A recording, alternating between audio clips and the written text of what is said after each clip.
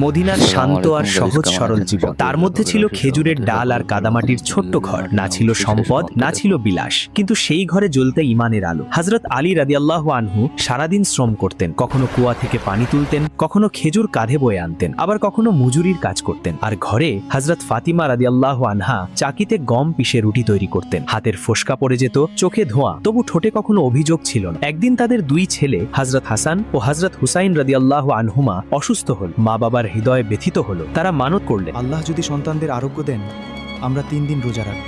আল্লাহ তাদের মানত কবুল করলেন। প্রথম দিন ইফতারের শুধু অল্প কিছু রুটি, আর সেই সময় দরজায় কড়া পড়ল। এক ভিক্ষুক বলল, আমি মিসকিন, আমাকে কিছু খাবার দাও। তারা নিজের রুটি আল্লাহর নামে দিয়ে দিলেন, শুধু পানিতে ইফতার করলেন। দ্বিতীয় দিন এলো এক ইয়াতিম, ফের সব দিয়ে দিল। তৃতীয় দিন এলো এক বন্দী। তারা বললেন, আমরা তোমাকে কেবল আল্লাহর জন্য খাওয়াচ্ছি, ভিডিওটি যদি না কৃতজ্ঞতা না প্রতিদান চাই। 3 দিনের রোজা, কিন্তু অন্তরে কোনো অভিযোগ নেই। আল্লাহ তাদের ত্যাগের জন্য